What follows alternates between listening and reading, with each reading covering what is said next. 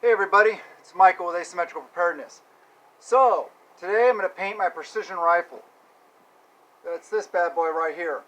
It is a Remington SPS or Remington 700 SPS Tactical 18-inch bull barrel, and with the Vortex Viper 4 to 16 power optic on it. So as you see, I taped off all the areas that I don't want paint in. That's very important. You don't want paint going down there on the bolt and gunking up the action. Also don't want to paint over your markings on your scope, so you can see what they are. See, like right there on the scope ring there. That has my yardage. So yeah, there'll be some little black stuff, and also obviously the scope lens. So I masked everything off with tape, with painter's tape. Got it ready. I decided to leave the wrap on the barrel because I like it, and the shell holder here on the stock. So the paint won't take to this as well as it will to the plastic, so we'll see how this turns out. If you see my guns though, they don't have to be perfect. I'm not painting a masterpiece here. I'm painting a realistic rifle. So I just want to break up the pattern, and make it more effective than just black. So I'll start off the video. So we got that. We got the rifle. So what paints do I have? I have these camouflage series. I got some tan right here. I got the light green from that series, also the Rust-Oleum. And I have the OD green from the same series. And then I have some, let me see, this is London gray. It's kind of a brownish gray. And I have, this is Satin Espresso. So it's a darker brown. And then last but not least, I have some oregano. So this is like oregano green color. And then some accoutrements I have here, some of this mesh that I might use. I'm not really sure about that. I have another mesh bag here that I may lay over to different points. And then I have a little loofah here, little sponge. You can see I've used it for a lot of different rifle paint jobs. Spray the paint on here and then just dab it on the rifle. But this will be part one, because I can't really do this whole video in one shooting because I don't edit, and I want to do this properly because this is a nice rifle and I want to make it look really nice. Hopefully it'll turn out really good for you guys. So with that said, I already shook up all the paints, so I'm going to start off with the light tan. I like starting with light tan. Some people start with darker colors and move to lighter, but I like starting lighter. So I'm just going to lay down a base coat tan. So I'll show you here. Shake it up a little bit more just to make sure, and then do my little test shoot. Alright, so just going to hit it with light coat.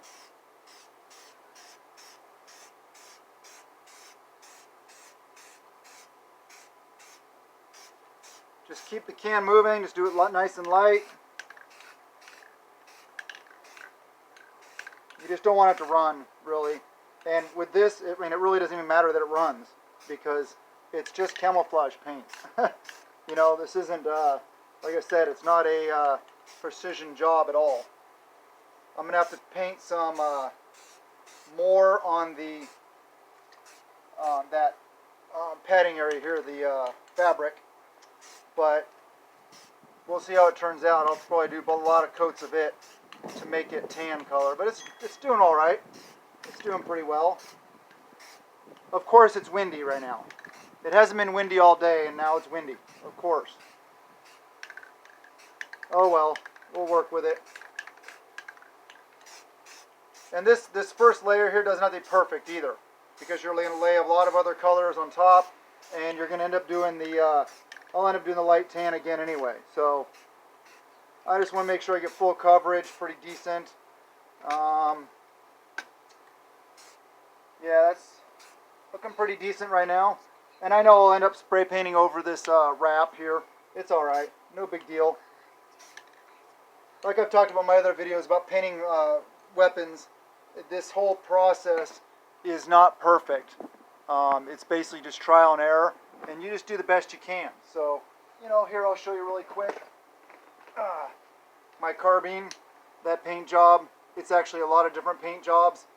As you can see here, all worn off and everything, and repainted. And yeah, there's some drip marks. See, there's even drip mark right there. No big deal. Who cares? It's just a rifle. See, it's not like I abuse my equipment, but it can fall. It's okay. All right. So what am I going to do now?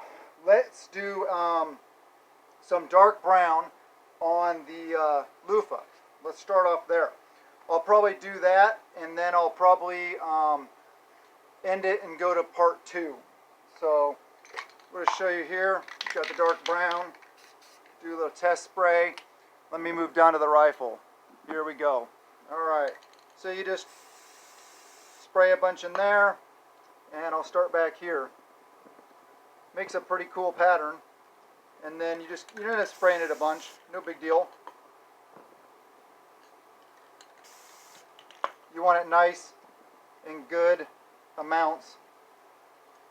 Gives it a pretty cool effect, huh? I think so. And I'm pretty much just going to go over the whole rifle like this. Of course, I'll have to hit some of the other harder to get areas a little more. So yeah, it even works on this. That's not too bad.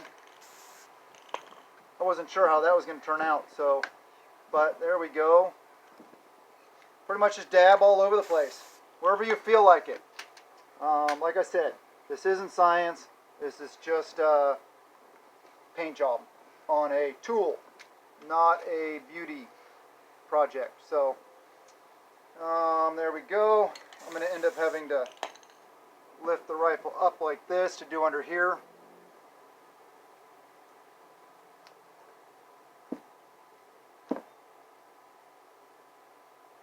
And on the front there, I don't know if you saw that, hit the front there. Also the top of the optic. Let's get some more there. There we go, scope cover. A little more in there, a little more in there. And sometimes you just got to kind of smush it in. Smush it in there to get it in the little recesses. Alright, I think that looks pretty good. Pretty decent breakup pattern. You can see there a close-up of it. Good start, I'd say. So what am I going to do next? I think what I'm going to do, this rifle, I think I'm going to do the whole paint job with just this sponge. So what I'll do now is I'm going to choose I'll use some of the light tan that I used first, and I'll spray it over this, and I'm going to do it like this, get rid of some of that brown. There we go. Alright, put my cap back on so I know what color it is, and then I'm going to go into some of the, let's do OD some OD green. OD green will be a good color to do next. And you can use the same area. Like I said, who cares if the colors mix? It's not rocket science. And I'll just start back here, do something like that, here, here, here. Just break up the pattern a little bit, a little more paint. It'll evolve into a pretty decent paint job. You'll see. It just takes a little bit. And sometimes you have to do different evolutions. You have to, kind of go over it. Sometimes you might want to just, if you turn out with something you really don't like, also you can just repaint it with the tan and just kind of start over. Call it a thickness test. Make the paint thick so it'll be durable.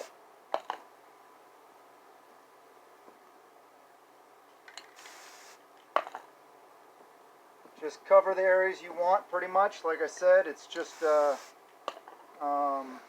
roll with it, Let your creative juices come out.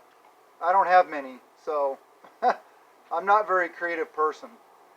I definitely couldn't be an artist or I don't know. I did pretty decent in college writing papers and stuff like that. So I don't know. I could probably be an author. I don't know. I'm just There we go. Let me see some more in there. And you'll see the areas that are harder to get to, like underneath the scope here. Let me show you. The area under on the bottom side of the scope would be more difficult to get to. So that is a situation where you may just want to do some of this also. mix in some different methods. You don't have to do one method or another. Just one sec. Alright, sorry about that, but my little one had to hand me a fresh blueberry she picked from the garden. So, yummy. Alright, see, it's coming along pretty well. I think it looks pretty sweet so far. Obviously far from done, because there's a lot of tan in there. And that's one, that may be a lesson learned also with this pattern. Doing it with just the sponge, I should have probably started with a dark color and gone lighter. But hey, lessons learned. We learn as we go. I think I will throw on some of this London Gray right now. Actually, no, I'm not. I don't want to screw it up too much. I want to let this dry so that when I'm putting on the consecutive layers, it's not smushing the other layers underneath it. What's cool about this also, it kind of gives a depth, you know, a different depth thing going on here. What I will do though here is I will hit some of this OD green and do some darker spots on this fabric here to break it up. And I know this is the side that's going to be toward me. That's why I always start on that side. So that's one of those tricks I'll tell you about. I always paint the side of the rifle that's towards me first, because that's the side that a lot of it's covered up with my body, or if I'm holding it like this, a lot of it's covered up. So it's not as, doesn't have to be as perfect as the other side. Not that this has to be perfect at all, but a lot of my learning process happens on the driver's side, basically. From right-handed to the left side of the rifle.